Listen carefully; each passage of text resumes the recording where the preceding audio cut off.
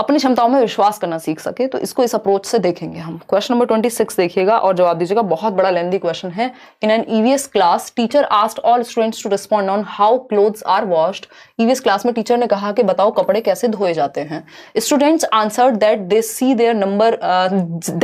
There mother use a variety of methods to wash clothes such as ad soap. यानी उन्होंने अपने माता जी को कपड़े धोते हुए देखा अलग अलग तरीके से, जैसे साबुन ऐड करना, साबुन से धोती हैं। Beat the clothes on stone, यानी क्या बोलते थे उसको, बीट करना, कपड़ों को ऐसे पीट पीट के धोना। आपने देखा होगा गांव में, धोबी के यहाँ या कहीं भी जहां पे भी ये काम होता है और किया भी होगा कभी, तो एक पत्थर पे रख के उनको कपड़ों को, जो भारी कपड़े होते हैं उन पे स्पेशली इस तरह का काम किया जाता था या किया जाता है। बीट विद पैडल, और वॉशिंग मशीन का या तो प्रयोग कर रहे हैं, स्क्रब कर रहे हैं, ब्रश का प्रयोग कर रहे हैं उनकी माता जी। Which of the following statements explains best way the teacher conducted this discussion. यानी निम्नलिखित में से कौन से कथन द्वारा अध्यापिका जो चर्चा करवा रहे हैं उसकी सर्वोत्तम व्याख्या है। यानी 3 ही ऑप्शन सही होंगे, कोई एक गलत होने वाला है। चलिए देखते हैं। देखिएगा यहां से आप पहचान सकते हैं कि सी, सभी ऑप्शंस में सी दिया हुआ है, यानी सी तो सही ही होगा। देख रहे हैं ये चारों ऑप्शन आप ऑब्जर्व कीजिए, सी सब जगह है। तो सी क्या है? For providing a varied context of how clothes can be washed, यानी कपड़े कैसे धोए जा सकते हैं इसके लिए विविध संदर्भ प्रदान किए जा रहे हैं बच्चों को। बिल्कुल सही है, ये तो पक्का हो गया है ही। फिर अब हम पढ़ेंगे A option, for highlighting social disparity among students, यानी विद्यार्थियों की सामाजिक असमानता को उजागर करना। इसमें ये नहीं पूछा कि कौन से वो बच्चे हैं जिनके घर में वॉशिंग मशीन है, कौन से वो बच्चे हैं जिनके यहाँ कपड़े अभी भी पीट पीट के धोए जाते हैं। तो सोशल डिस्पैरिटी को नहीं बढ़ावा मिल रहा है यहाँ। हम ये नहीं कह रहे कि बच्चे अमीर हैं गरीब हैं, उनके घर में कौन से रिसोर्सेज यूज हो रहे हैं, कैसे समाज जो है वो अनइक्वल है या इनइक्वल है, इक्वल नहीं है, ये सब नहीं दर्शा रहे हैं यहाँ पे कि हम आर्थिक स्थिति दर्शा रहे हो। ये थोड़ा ना है, सोशल डिस्पैरिटी की बात थोड़ी हो रही है, ये तो तरीकों की बात हो रही है कि तरीके हैं ये धुलने के। For encouraging students to reflect on home experience, यानी उनके घर के क्या अनुभव है उसके बारे में रिफ्लेक्ट कर सके बच्चा। बिल्कुल सही है, अपने एनवायरमेंट से सीखेगा। For teaching them the process of cleaning the clothes, यानी क्या प्रोसेस होती है कपड़े साफ करने की। तो बी सी डी तीनों सही हैं, जो कि ऑप्शन है बी। आप लोग 53% लोग ही सही उत्तर दे पा रहे हैं। मतलब ये बाण मारने वाले क्वेश्चन से आप डर जाते हैं अभी, है ना। इनसे घबराना नहीं है, इनको टैकल करना सीखिए। अगर आप इनसे घबराने लग गए तो फिर आपके बहुत सारे नंबर चले जाएंगे पेपर में। ये नया तरीका है, क्योंकि अब सिलेबस तो चेंज कर नहीं सकता सीटेट, तो क्या होगा, जो टॉपिक्स हैं आज अभी जो करंट टॉपिक्स हैं जो पहले से आते रहे हैं उन्हीं से इस तरह के क्वेश्चन बना दिए जाएंगे ताकि आपको थोड़ा मुश्किल लगने लगे। That's it. आगे बढ़ेंगे। अगर आपका कॉन्सेप्ट स्ट्रांग है, अगर आप समझने की कोशिश करेंगे, आप समझ जाएंगे सी सही है भाई। बाकी अब जब आपको पता लग गया सी सही है तो आपके 3 ऑप्शन हैं जिनमें से आपको चूज करना है। तो थोड़ा इजी बनाना है अपना सा, स्मार्टली थोड़ा सा क्वेश्चंस को एलिमिनेट करके ऑप्शंस। देखिएगा question number 27।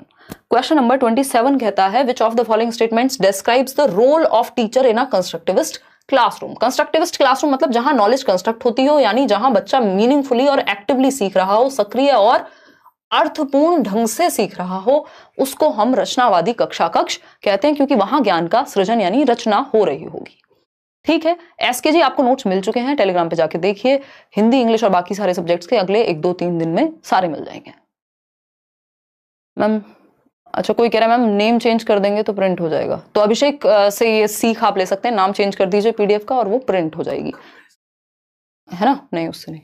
After clearing exam it's my dream to share my story with you. बिल्कुल शांतनु, आप सभी से वैसे तो बहुत सारे लर्नर हो जाते हैं, तो हर किसी का इंटरव्यू तो नहीं, बट हम मीटअप में मिलते हैं और कोशिश करेंगे आपकी स्टोरी अगर थोड़ी सी डिफरेंट है या जैसे भी, अगर आप रीच आउट कर पाते हैं तो आपका जो एक्सपीरियंस है वो शेयर किया जाए।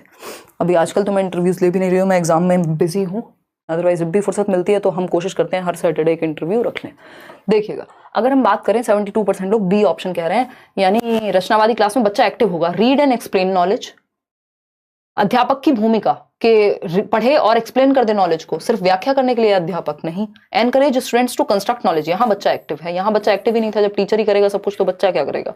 आस्क क्वेश्चंस एंड एक्सप्लेन, ये क्या है भूमिका टीचर की, यहाँ कह सकते हैं एनकरेज स्टूडेंट्स टू एक्सप्लेन, यानी बच्चों को एक्सप्लेन करने के लिए क्या किया जाए, मोटिवेट किया जाए। तो ये आस्क क्वेश्चन एंड एक्सप्लेन हो गया कि खुद ही आपने प्रश्न पूछा, खुद ही एक्सप्लेन कर दिया, लेकिन बच्चा एक्टिव है बी और डी में ज्यादा। तो बी और डी क्या है, बी ऑप्शन है। 73% लोग एकदम सही कर रहे हैं। तो बच्चा ज्यादा एक्टिव है बी और डी में, ए और सी में बच्चे से ज्यादा टीचर एक्टिव है, इसलिए उसको हटा दिया हमने। क्वेश्चन नंबर 28 देखिएगा। क्वेश्चन नंबर 28 है, choose the suitable alternative for the statement environmental studies is dash subject. Environmental studies कैसा सब्जेक्ट है? इंटरडिसिप्लिनरी, डिसिप्लिनरी, इंटीग्रेटेड या सिंगल सब्जेक्ट है? बताइए। अब हम ये बात पढ़ चुके हैं कि जैसे फर्स्ट सेकंड क्लास में आपकी ईवीएस की बुक नहीं होती, हम किस में इंटीग्रेट कर देते हैं ईवीएस को? मैथ्स और लैंग्वेज में। ठीक है, ईवीएस इंटीग्रेटेड है क्योंकि इसमें 3 सब्जेक्ट हैं। कौन सा है? सोशल साइंसेस, सामाजिक विज्ञान, समाज के बारे में भी जानेगा, एनवायरमेंट तो है ही, एनवायरमेंटल स्टडीज, और साइंसेस भी है, इसीलिए साइंस के एक्सपेरिमेंट वगैरह भी पढ़ रहे हैं हम किताब में। तो ये इंटीग्रेटेड है, एकीकृत है, कई सारी चीजें बच्चे इसमें सीख रहे हैं।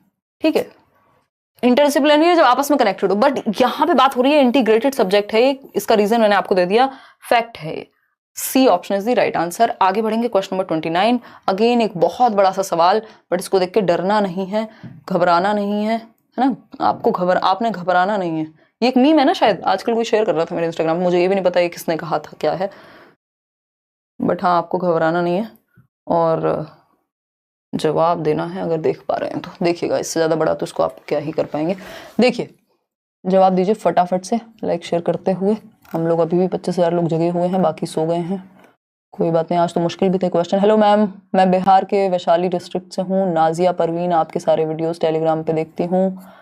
इस बार क्वालिफाइड तो हो जाऊंगी ना आपके वीडियो से। नाज, अगर आप पढ़ रहे हैं और वो क्वेश्चंस पेपर में आ रहे हैं जो अगर आप प्रीवियस ईयर करते हुए उन क्वेश्चंस को सॉल्व कर पा रहे हैं तो बिल्कुल समझ जाइए कि काम बन जाएगा। सिर्फ प्रीवियस ईयर को आधार बना के रखिए, वहां नंबर आ रहे हैं तो पेपर में भी आएंगे।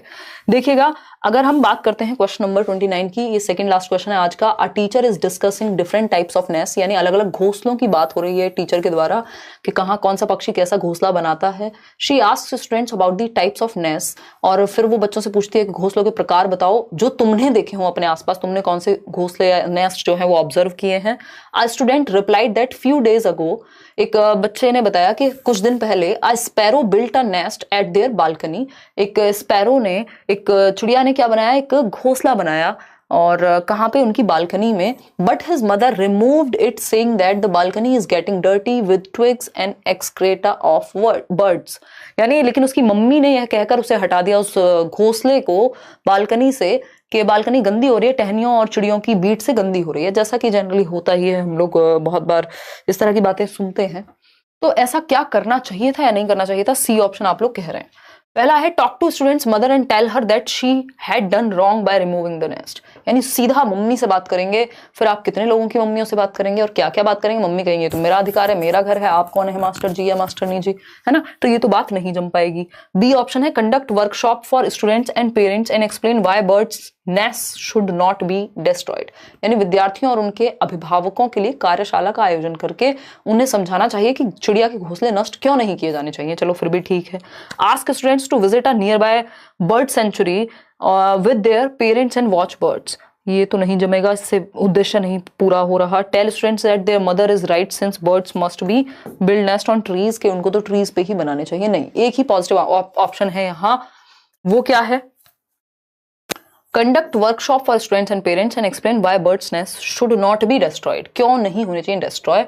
ये गलत होगा कि आपने सीधा एक व्यक्ति की मदर को बुलाया, इससे आप एनवायरमेंट के बारे में ज्यादा पता नहीं कर पाएंगे। और ये नहीं, आप किसी एक व्यक्ति को यहाँ पे वो नहीं कर रहे हैं टारगेट कि आपने कहा कि इनकी मम्मी नहीं किया था। इन जनरल आप बर्ड्स यानी एनवायरमेंट के बारे में बात कर रहे हैं और बता रहे हैं कि घोंसलों को नष्ट क्यों नहीं किया जाना चाहिए।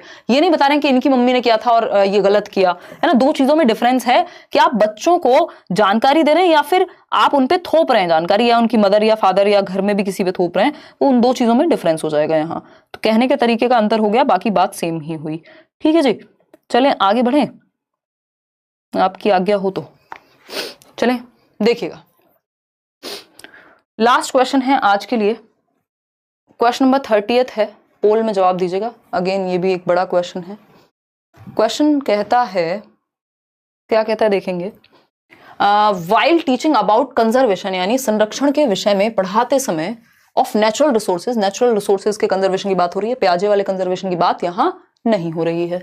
You told the students that we should turn off vehicles at cross road during red light. जब रेड लाइट हो रही हो चौराहों पे हमें अपने व्हीकल्स को टर्न ऑफ कर लेना चाहिए, बंद कर देना चाहिए, क्योंकि पेट्रोल भी वेस्ट होगा और हमें पता नहीं है, इतना ही पता है, एक ऐड आता था ना पहले कि पापा मैं बड़े होकर साइकिल चलाऊंगा क्योंकि आप तो मेरे लिए पेट्रोल छोड़ोगे ही नहीं, है ना, बहुत सीरियस था, एकदम सही है। तो ये भी एक रीजन हो सकता है। फिर है next day one of your student says that his father did not follow this. अगले दिन आपका एक विद्यार्थी कहता है कि उसके पापा ने उसका पालन नहीं किया, मतलब इस बात का पालन नहीं किया, इस रूल का पालन नहीं किया।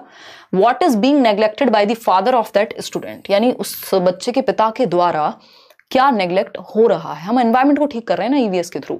देखिएगा, एंश्योरिंग रोड सेफ्टी, यानी वो सड़क सुरक्षा को सुनिश्चित नहीं कर रहे हैं, बिल्कुल कर रहे हैं, उन्होंने तो हेलमेट भी लगाया होगा, रेड लाइट पे रुके भी होंगे, बट ये तो सड़क सुरक्षा नहीं है ना कि बंद भी करें वो आपके कहने पे, वो तो उनकी बाइक उनका पेट्रोल ऐसे कह देंगे, ठीक है ना। I will meet after clearing my KVS 2023 exam not seated. बहुत ही बढ़िया शांतनु, बिल्कुल धन्यवाद। देखिएगा, बिल्कुल मिलेंगे। फॉलोइंग ऑफ ट्रैफिक रूल्स, यानी ट्रैफिक नियम का पालन करना, यानी ये भी बात हो रही है, फॉलो तो कर ही रहे हैं वो, ये तो कह देंगे हम, तो ऐसा तो नहीं है कि ये भी नहीं, नेग्लेक्ट तो नहीं हो रहा है, ठीक। कंसर्न फॉर एनवायरमेंट, हाँ एनवायरमेंट के प्रति कंसर्न को वो नेग्लेक्ट कर रहे हैं उसके पिताजी। और जुडिशियस यूज ऑफ फ्यूल, यानी पर्यावरण के लिए चिंतित होने के लिए वो इग्नोर कर रहे हैं या उपेक्षा कर रहे हैं उस चीज की, चिंता नहीं जता रहे, और ईंधन का विवेकपूर्ण यूज भी नहीं कर रहे, यानी अच्छे सिटीजन नहीं बन रहे हैं। सी और डी सही है यहाँ पे, जो कि है सी ऑप्शन, ठीक है जी। तो ये थोड़ा सा खतरनाक है, बच्चों को आपको अवेयर करना है और बिना बेइज्जती के उसके माँ बाप की, नहीं तो मामला खराब हो जाएगा।